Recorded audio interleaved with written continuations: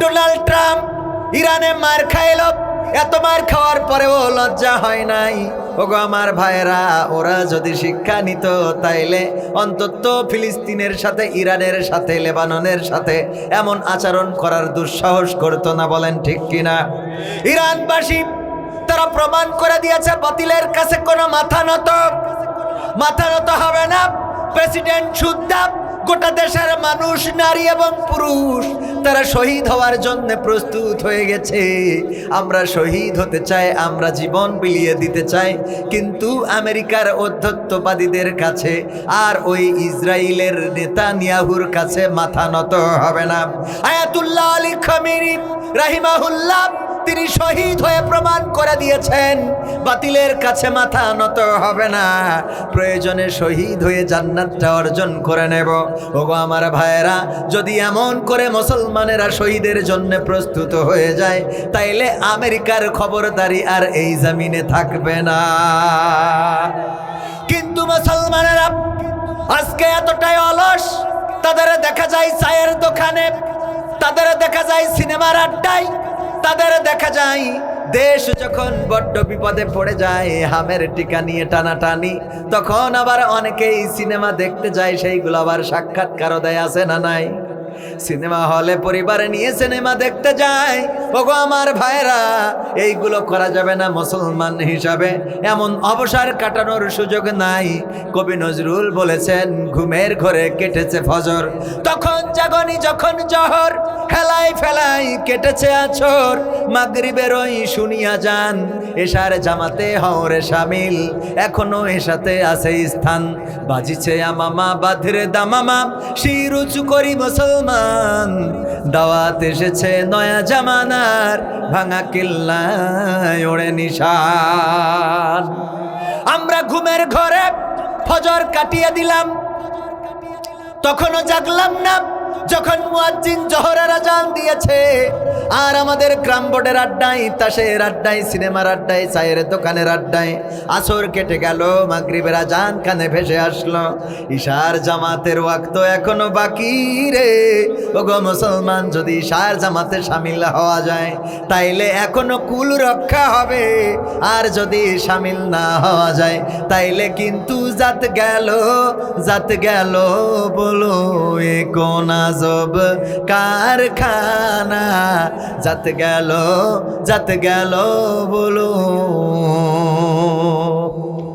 মুসলমান হিসেবে আমাদের জাত থাকলো। এই দুই হুজুরের কি হয়েছে বাবা? হ্যাঁ, মুতু লেগেছে না? এনে সব সাধারণ মানুষ বসে আছে, কিন্তু যেগুলো ফজিলত বোঝে ওইগুলো উঠে যায়। ঠিক না বে ঠিক?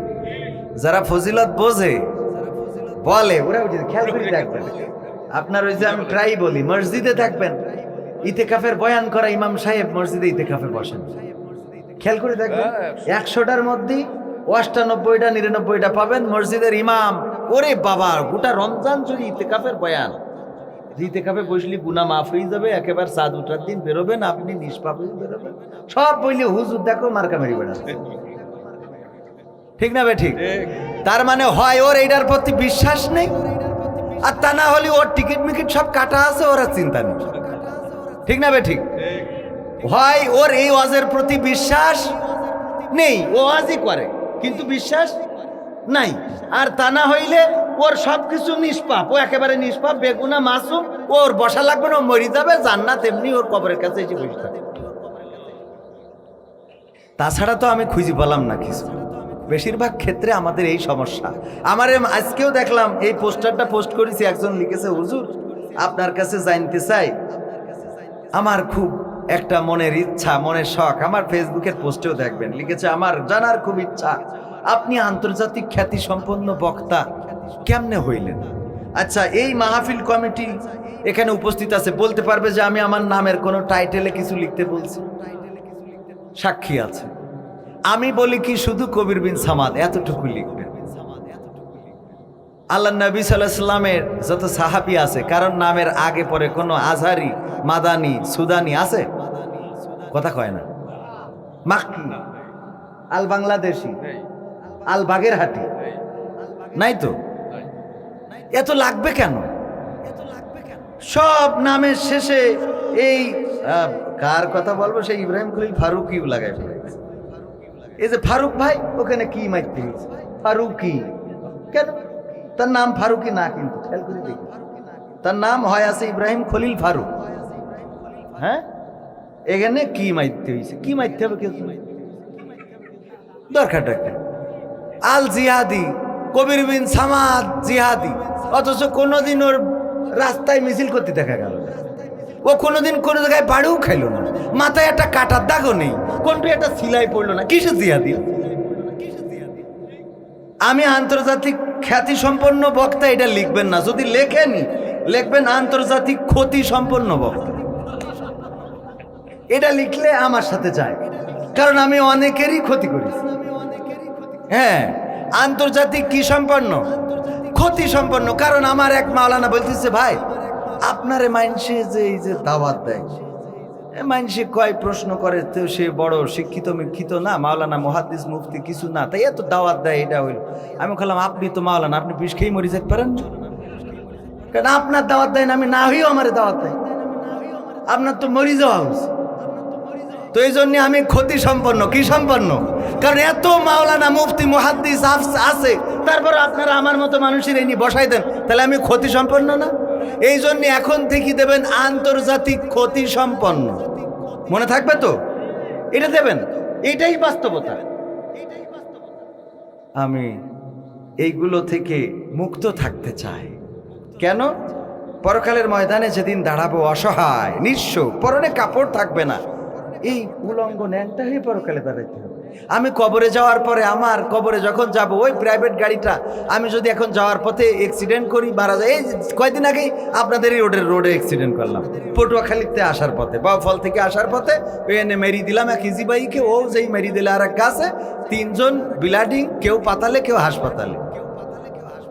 আর আমার তো হুজুর মানুষ চিনার কারণে যাক মোটামুটি সাইড দিলে, যার ইজি বাইক ওর ব্যাটারি ম্যাটারি শেষ, ও এসি যখন বলছে যে আমার এত টাকার ক্ষতি হয়েছে, এই টাকা না দিলি গাড়ি ছাড়াছাড়ি নেই, পরে আমার দেখি বলছে ভাই কোনো টাকা লাগবে না, চলি যায়। আলহামদুলিল্লাহ। এবং তার নাম হলো আলামিন, খুলনায় ইজি বাইকের ব্যবসা করেন, আমি নামও বলে যাচ্ছি। উনি এখনো মাঝে মাঝে খোঁজ খবর দেন। উনার আমি একটা টাকাও, পরে বললাম গাড়িটা ঠিক করার যে টাকা আমি দিই, বললো আমি টাকা নেবই না, আপনি মেরেছেন, বরং আমার দায়িত্ব ছিল, আপনার গাড়িটার ক্ষতি হয়েছে এইটা আরো উল্টো দিয়া। আরে, অথচ আমার দেখার আগে বলো দর কষাকষি করতেছে পুলিশের সাথে, যে এত টাকা না দেয়, কি কয় যে না দরকার নেই, লাগবে না। বলেন আলহামদুলিল্লাহ। এই সম্মান দেওয়ার মালিককে। এই জন্য টানাটানি করে লাভ নাই। বিশ্ব নবী বলেছেন, যদি কেউ কারো জন্য দোয়া করে, সেই দোয়া আগে কবুল হয় কার জন্য? কথা কয় না? যে দোয়া করবে তার জন্য আগে এই দোয়াটা কবুল হয়ে যায়। এখন আমি যদি দোয়া করি আমার নাসির ভাইয়ের জন্য, বিশিষ্ট সাংবাদিক যদি বলি, আল্লাহ তুমি আমার নাসির ভাইয়ের ওই মোড়ের মাথায় একটা মার্কেট দিয়েছো, সাংবাদিক মার্কেট, এইবার তুমি একটা টেলিভিশন মার্কেট করে দাও, এই দোয়া যদি করি, আগে দোয়াটা কবুল হবে কার? নিজের জন্য। এই জন্যে ভাইয়েরা আমার, সবাই